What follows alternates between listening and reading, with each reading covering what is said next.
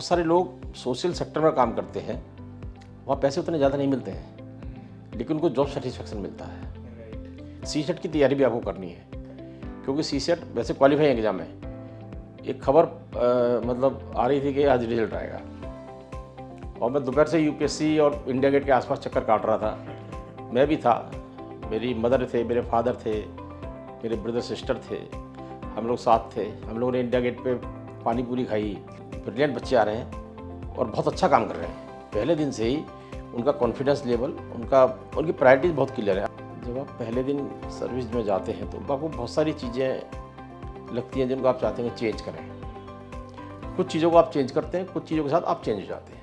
Welcome to civils daily change maker officer series. ये एक ऐसी सीरीज है जहां पर हम यूपीएससी एग्जाम को ऑफिसर्स के पर्सपेक्टिव से देते हैं। जनता सीरीज में हम एस्पिरेंट्स के बीच जाते हैं, लेकिन चेंज मेकर ऑफिसर सीरीज में हम ऑफिसर को लाते हैं जो आपको यूपीएससी का पर्सपेक्टिव देते हैं। Today we have with us a very special person, mister Ajay Kumar. He is an IRS of 1994 batch. Presently, he is Commissioner Income Tax Mumbai. He has done, after completing his bachelor's, he has done his master's from Terry University in Public Policy and Sustainable Development. He also has attachments with Yale University and University of Texas. He also has a LLB degree. So vastly educated, a veteran bureaucrat, somebody with 28 years of experience. So हमें पूरी उम्मीद है कि ये interview बहुत फ़ायदेमंद रहेगा जितने भी यूपीएससी एस्पिरेंट्स हैं। Thank you sir for taking out your precious time thank you Saket. And joining civils daily. Sir 1994 का आप ऑफिसर हैं। 90s का भारत, जब मार्केट ड्रिवन इकोनॉमी हो रही थी, प्राइवेट सेक्टर खुल रहा था, उस टाइम सिविल सर्विसेज आपने प्रिपेयर क्यों किया और उस टाइम प्रिपेयर करना कैसा था? देखो साकेत, ये 91 में हम लिबरलाइजेशन की तरफ गए थे, और लेकिन उस समय भी सिविल सर्विसेज देश की नंबर 1 सर्विस थी। सभी का एक सपना होता था कि सिविल सर्विस पास की जाए। मेरा थोड़ा सा डिफरेंट था कि जब मैं बड़ा हम्बल बैकग्राउंड से पढ़ा हूँ थोड़ा सा, तो मैं जब पढ़ता था तो उस समय सिविल सर्विस मेरा सपना नहीं था। इनफैक्ट मैं बजाय जानता भी नहीं था।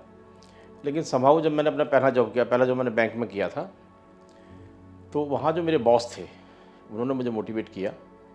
मैं अपने कॉलेज का सेकंड टॉपर था, तो शायद मेरे मार्क्स देख कर उन्होंने कहा कि तुम सिविल सर्विस की तैयारी करो। और हम 2-3 वहाँ साथ साथ काम करते थे, तीनों ने हमने तैयारी की उसमें। उसके बाद मेरा सिविल सर्विस हुआ। तो सिविल सर्विस तो हमेशा से एक सभी का सपना। बाद में जब तैयारी करते रहे तो सिलेक्शन होता रहा, मतलब सफलता मिलती रही, तो सिविल सर्विस में आ गए, फिर ऐसे ही रहा। तो उस टाइम जो हमारा सबसे ब्राइट क्राउड होता था वो सिविल सर्विसेज की ओर ही देखता था। हाँ, उस समय था।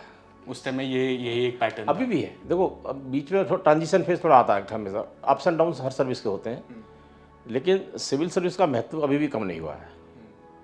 जैसे आपने कहा आप हम्बल बैकग्राउंड से थे, उस टाइम सिविल सर्विसेज प्रिपेयर करना कितना बड़ा चैलेंज था, और कुछ ऐसे चैलेंजेस जो सिर्फ 90s में थे अब शायद नहीं है? उस समय कोचिंग इंस्टीट्यूशन बहुत ज़्यादा नहीं थे। जैसे मेरे सब्जेक्ट थे बॉटनी एंड जूलॉजी, तो उनकी कोचिंग नहीं मिलती थी, आराम से थी नहीं, कोचिंग थी नहीं एक्चुअली उस समय कोचिंग। और इवन जो कोचिंग इंस्टीट्यूशन भी थे वो गिनती के थे। आज अगर उसको देखा जाए तो आज हर विषय में कोचिंग उपलब्ध है।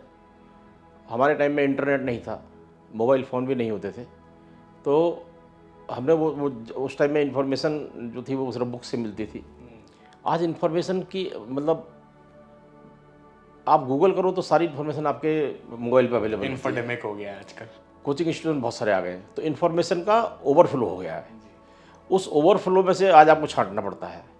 हमारे टाइम में इन्फॉर्मेशन बुक फॉर्म में थी, सेलेक्टिव थी। ये थोड़ा सा एक डिफरेंस हो गया थोड़ा सा। क्या फाइनेंशियली उस टाइम भी डिफिकल्ट होता था सिविल सर्विसेज के ऊपर पैसा लगाना जितना आज है? मतलब माँ बाप लगा पाते थे क्या? तब इतना डिफिकल्ट नहीं था, क्योंकि कोचिंग इंस्टीट्यूशन ज़्यादा थे नहीं। बुक्स आपको केवल बुक्स से पढ़ना पड़ता था, तो वो कंपैरेटिवली फाइनेंशियली थोड़ा सा आसान था। जब आप IRS बने तो वो मोमेंट कैसा था? आपको याद है वो मोमेंट, वो पल याद है? मुझे याद है। इनफैक्ट जिस दिन मेरा रिज़ल्ट आया था, मुझे अब भी याद है कि जब रिज़ल्ट आया था तो उससे एक दिन पहले या उस दिन सुबह-सुबह ही एक खबर मतलब आ रही थी कि आज रिज़ल्ट आएगा, और मैं दोपहर से यूपीएससी और इंडिया गेट के आसपास चक्कर काट रहा था। मैं भी था, मेरी मदर थे, मेरे फादर थे, मेरे ब्रदर सिस्टर थे, हम लोग साथ थे। हम लोगों ने इंडिया गेट पे पानी पूरी खाई उसी दौरान में। और इंडिया गेट पे उस समय बहुत सारे लोग घूमने जाते, आज भी जाते हैं। तो उसके बाद शाम को फिर बार बार यूपीएससी जा के देख रहे थे शाहजहाँ रोड पे जाके। जब रिज़ल्ट आया तो मुझे ये तो पता था कि मेरा सिलेक्शन होगा। अच्छा, आप श्योर थे? हाँ, ये एक्चुअली आइडिया लग जाता है थोड़ा सा, जो जैसे आजकल नहीं लग पाता है, उस टाइम था आइडिया क्या? नहीं, जब इंटरव्यू दिया था तो इंटरव्यू बोर्ड ने जिस तरह से मेरा इंटरव्यू हुआ था तो मुझे लग रहा था मेरा सिलेक्शन इस बार होगा। और जब नाम आया तो फिर तो मेरे पे मतलब घर आना मुश्किल हो गया एक तरीके से। वो कैसे आता था उस टाइम रिजल्ट? कहाँ छपते थे? यूपीएससी भवन जाना पड़ता था? यूपीएससी भवन जाना पड़ता था। यूपीएससी जो बिल्डिंग है धौलपुर हाउस, उसके सामने जैसे वो रिजल्ट लगता था, वहीं देखने और अखबार में सुबह पता चल जाता अखबार में अगले दिन आता था। था? आपको पता कैसे चलता था कि आज रिजल्ट आने वाला है? वो अफवाहें होती थी कि ये अफवाहें कहो या कुछ भी कहो, लेकिन ऐसे आजकल तो टेलीग्राम को पहले बता देते हैं ना, तो उस टाइम क्या सीन था? उस समय फोन पे लैंडलाइन तो थे। किसी ने फोन कर दिया, अरे आ गया। बहुत से वेल विशर होते, या जैसे आपस में दोस्त एक दो बता देंगे भाई देखो आज रिजल्ट आ सकता है। मीडिया की कवरेज कैसी होती थी उस टाइम यूपीएससी रिजल्ट को लेके? मीडिया कवरेज बहुत अच्छी थी उस समय। आज जैसी थी कि आज से कोई डिफरेंस था?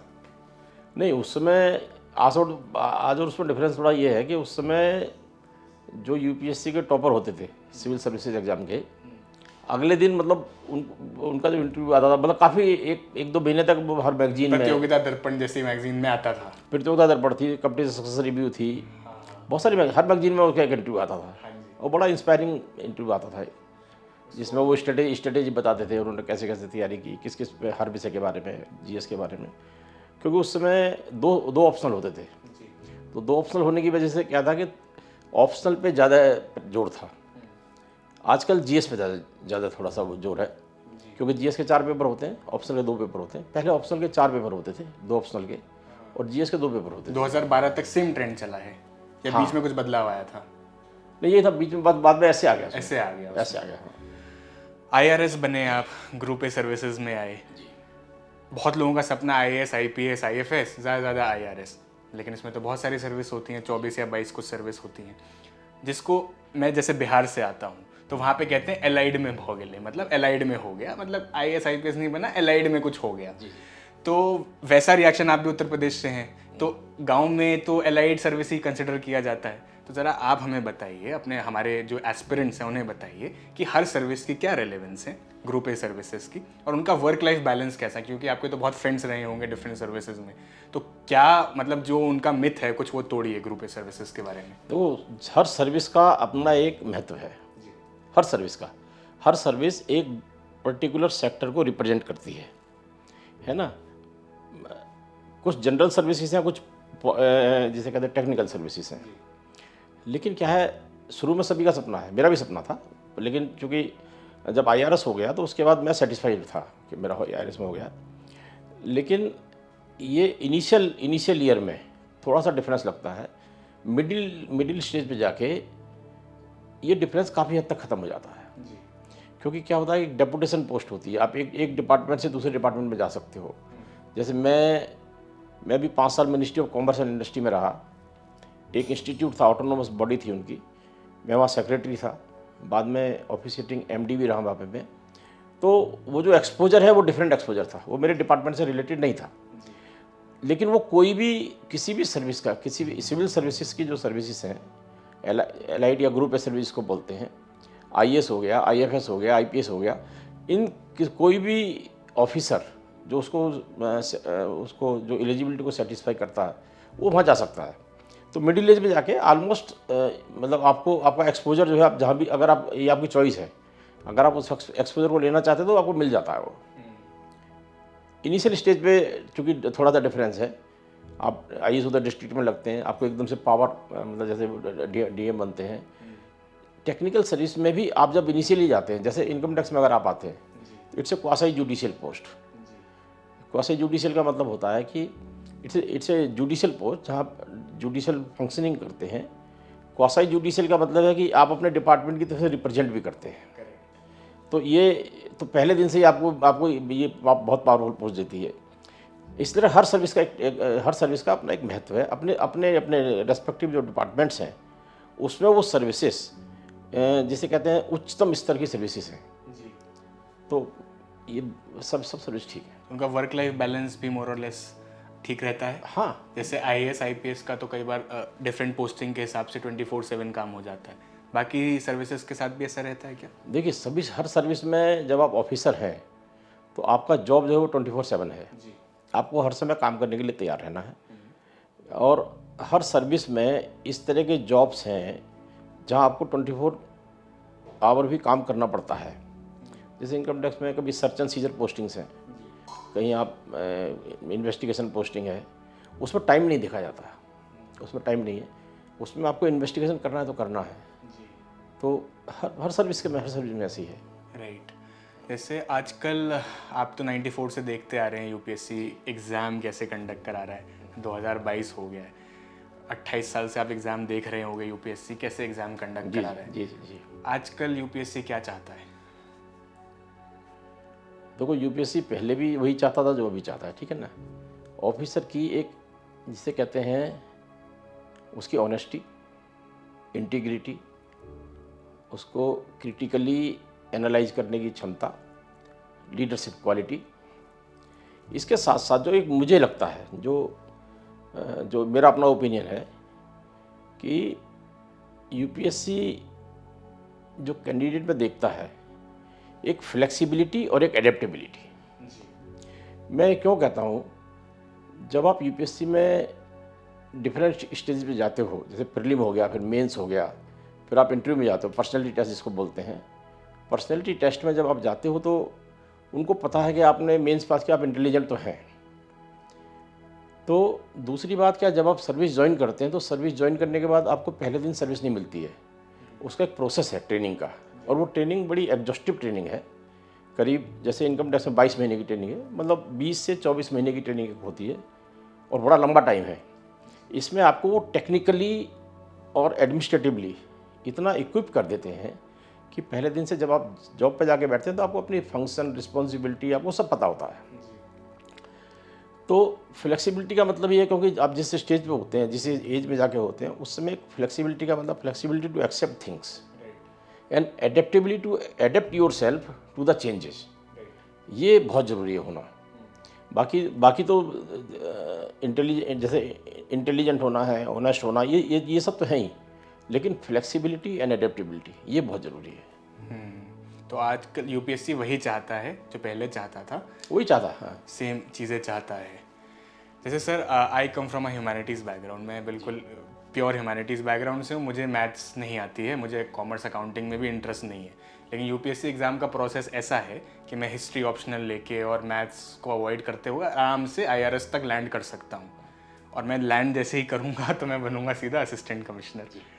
वहाँ कोई एसएससी से आएगा, वो 10-12 साल बाद असिस्टेंट कमिश्नर बनेगा। वो भी एसएससी तो ऐसा एग्ज़ाम है जो पूरा आपको मैथ्स और रीजनिंग के बेसिस पे जज कर रहा है, और जब तक वो 11 साल तक आएगा वो परिपक्व हो जाएगा। ये मेरे जैसा ह्यूमैनिटीज़ बंदा, चलो मैं तो अंग्रेज़ी जानता हूँ, कोई हिंदी मीडियम से आ रहा हो, ना इंग्लिश आती है, ना मैथ्स आती है, ना कॉमर्स आती है, उसको आपने इनकम टैक्स लॉ दे दिया सीधा का सीधा।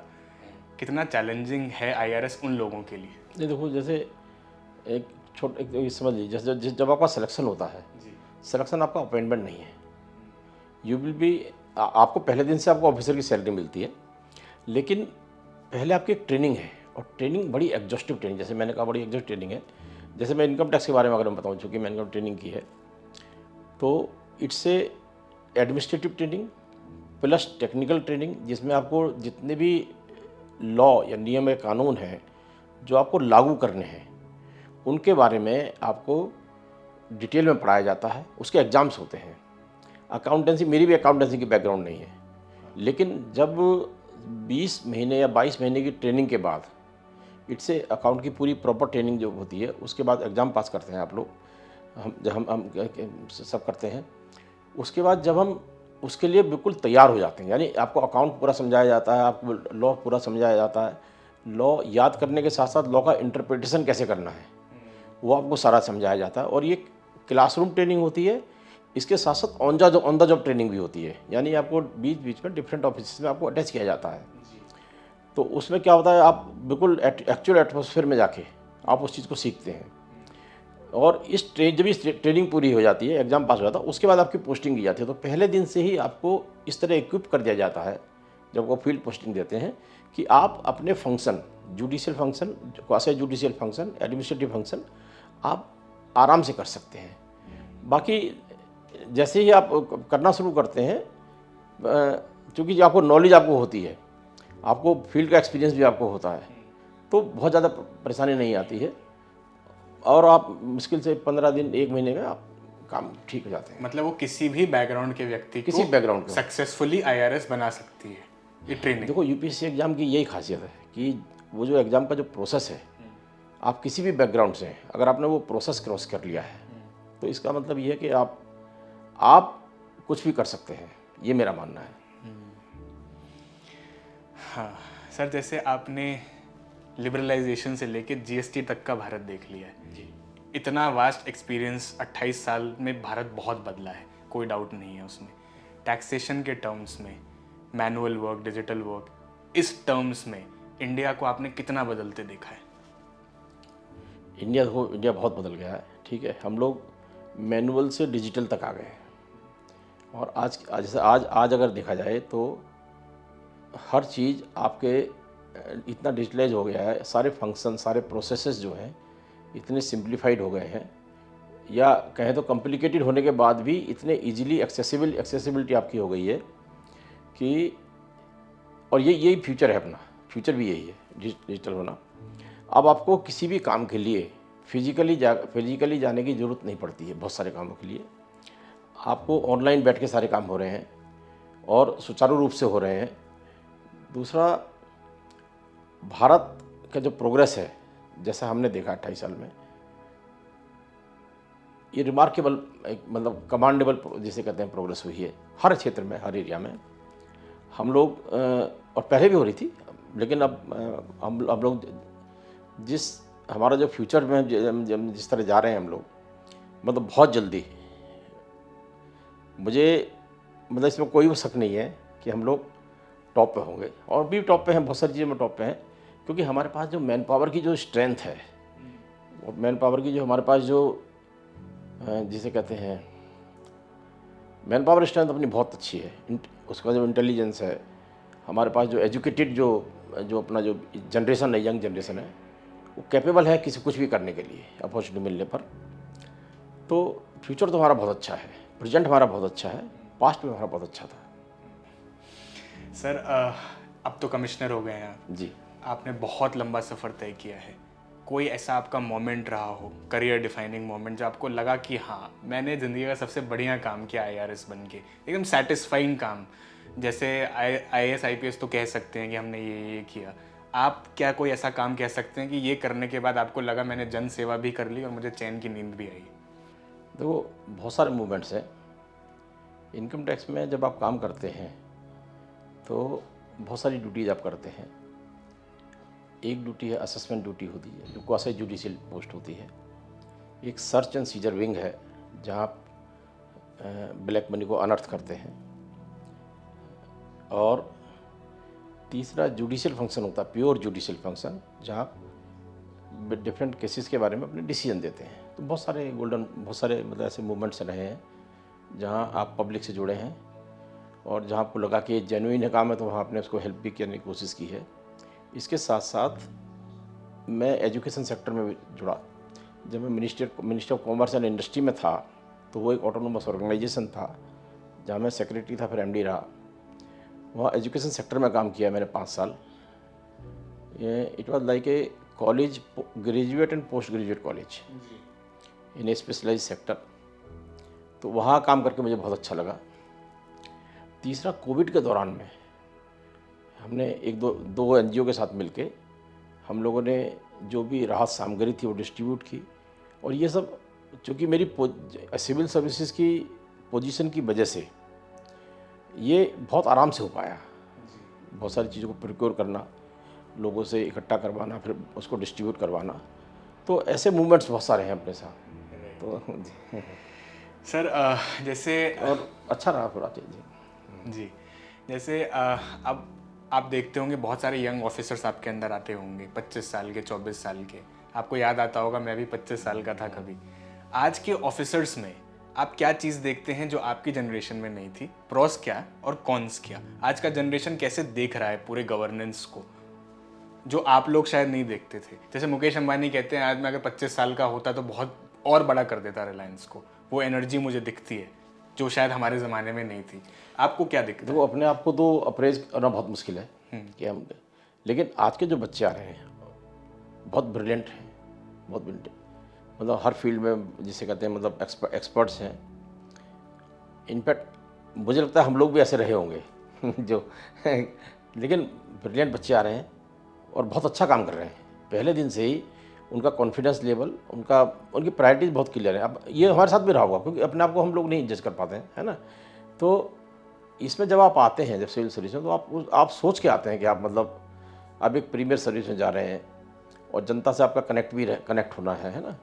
तो वही मोटो लेके, फिर वही ट्रेनिंग लेके जो ऑफिसर आ रहे हैं, इनफैक्ट मैं जो इंटरेक्ट किया हूँ पिछले 7-8 साल में, ब्रिलियंट मतलब officer we are getting, and I think it is with every service. कुछ ऐसी चीज़ें हैं जो वो शायद रेस्टलेस हो रहे हैं या बहुत ओवर इमेजिन कर रहे हैं कि हम इतनी फटाफट बदल देंगे, और शायद वो नहीं कर पा रहे हैं। नहीं, देखो ये हर जनरेशन के साथ है, इसमें ऐसा नहीं है। क्या होता है कि जब आप पहले दिन सर्विस में जाते हैं तो आपको बहुत सारी चीज़ें लगती हैं जिनको आप चाहते हैं चेंज करें। कुछ चीज़ों को आप चेंज करते हैं, कुछ चीज़ों के साथ आप चेंज हो जाते हैं। ये एक शाश्वत नियम है, मतलब इसमें इसके बारे में कुछ कह नहीं सकते हैं जी। नहीं, सही बात है सर। जी जी। देखो सर, मुझे ऐसा लगता है जैसे IRS है, जैसे आपने बहुत अच्छे से समझाया कि यूपीएससी परिपक्व कर सकता है किसी को भी, किसी भी बैकग्राउंड के व्यक्ति को, वो कुछ भी बना सकता है। लेकिन सर जैसे कुछ स्पेशलाइजेशन है, IRS हो गया, फॉरेन सर्विस हो गया, मुझे ऐसा लगता है यूपीएससी के अलावा किसी और बॉडी को भी, या यूपीएससी को ही सिविल सर्विसेज एग्जाम के अलावा स्पेशलाइज सर्विसेज के एग्जाम कंडक्ट कराने चाहिए। क्या आप भी ऐसा मानते हैं? नहीं, देखो ऐसा नहीं है। यूपीएससी जब सिलेक्ट करता है ना, यूपीएससी उसके बाद हर सर्विस के अपने अपने इंस्टीट्यूट्स हैं। ट्रेनिंग इंस्टीट्यूट यूपीएससी नहीं है। यूपीएससी सेलेक्ट करके जब सर्विस अलॉट करता है तो डिफरेंट जो सर्विसेज के जो इंस्टीट्यूट हैं, ट्रेनिंग वहाँ पे होती है। जैसे आईएएस की ट्रेनिंग लवासना मसूरी में होती है, आईपीएस की ट्रेनिंग हैदराबाद में होती है, आईआरएस की ट्रेनिंग नागपुर में होती है, national academy of direct taxes है। It's a huge complex, huge campus. तो टेक्निकल ट्रेनिंग रेस्पेक्टिव सर्विसेज कराते हैं। तो जो यूपीएससी के बाद जब ऑफिसर निकलते हैं, वो जो ट्रेनिंग है बड़ी एग्जॉस्टिव ट्रेनिंग है। इसके साथ साथ जब आप पोस्टिंग हो जाती है, पोस्टिंग के बाद फिर पीरियोडिकल ट्रेनिंग भी होती है। यानी हर साल आपको एक ट्रेनिंग, 2 ट्रेनिंग आपको आप करते रहते हैं। थर्डली, एक बहुत अच्छा चांस जो ये गवर्नमेंट सर्विस देती है, ये सिविल सर्विस देती है, कि आप अपनी क्वालिफिकेशन को एनहेंस कर सकते हैं। जैसे मैं अपना बताऊँ, मैं जब आया था तो मेरे पास, मैं बीएससी था, बीएससी ठीक है। आने के बाद मुझे एक डीओपीटी का प्रोग्राम था जिसमें टेरी यूनिवर्सिटी मुझे मिली। टेरी यूनिवर्सिटी में मैंने masters in public policy and sustainable development, ये कोर्स का नाम था, जिसका एक सेमेस्टर यूएस में था, येल यूनिवर्सिटी में और यूनिवर्सिटी ऑफ टेक्सास ऑस्टिन में। तो चूँकि मेरी रुचि थी उस कोर्स पढ़ने में, तो मैंने वो कोर्स कर लिया, मास्टर्स डिग्री मुझे मिल गई। उसके बाद मैंने LLB किया, स्टडी लीव लेके किया। तो ये इसलिए संभव हो पाया क्योंकि मैं सर्विस में था, और मतलब कोई लिमिट नहीं है। अगर आप अपने क्वालिफिकेशन को बढ़ाना चाहते हैं, अपने को आप जैसे हमारे बहुत सारे और जो हमारे दोस्त हैं, बैच के दोस्त हैं, वर्ल्ड बैंक में काम कर रहे हैं इस समय, है ना, बाहर IMF में है। तो ये आपकी रुचि पर डिपेंड करता है। तो मेरे हिसाब से जो टेक्निकल सर्विसेज वाला जो एग्ज़ाम वाला जो पार्ट है, वो टेक्निकल ट्रेनिंग से हम लोग पूरा कर पा रहे हैं। उसमें यूपीएससी की कोई जिम्मेदारी नहीं है, वो बाकी जिम्मेदारी पूरी है, लेकिन करवाएंगे वो लोग, करवाते वो हैं। क्योंकि यूपीएससी ऑफिसरों को जब भी आपका प्रमोशन होता है, जब भी आपकी कोई होता है, यूपीएससी उसका पार्ट है। करेक्ट। यूपीएससी आपका लाइफ पार्टनर है हर तरीके से।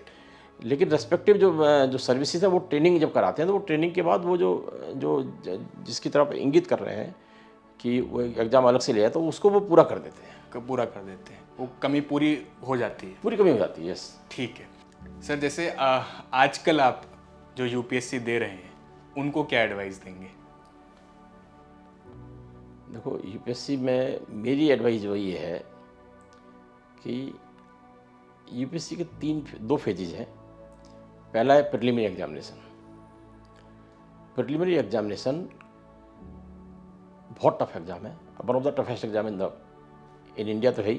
प्रीलिम्स को सबसे टफ पार्ट मान रहे हैं? प्रीलिम टफ मैं इसलिए बता रहा हूँ कि प्रीलिम लगता है ऑब्जेक्टिव टाइप टेस्ट है, कुछ प्रीलिम का सिलेबस बहुत वास्ट है। ठीक है, तो प्रीलिम के लिए मेरा ये बताने का तरीका ये है कि प्रीलिम में अगर आप तैयारी कर रहे हैं, एक तो आप रेगुलर पढ़िए, दूसरा आप बहुत सारे टेस्ट हैं, ऑब्जेक्टिव टेस्ट जो होते हैं उनकी प्रैक्टिस कीजिए, खूब प्रैक्टिस कीजिए, है ना। प्रैक्टिस का कोई अल्टरनेटिव नहीं है प्रीलिम करने के लिए। प्रीलिम में जैसे एक तो जीएस है, एक GS2 है, जैसे वो CSET बोलते हैं।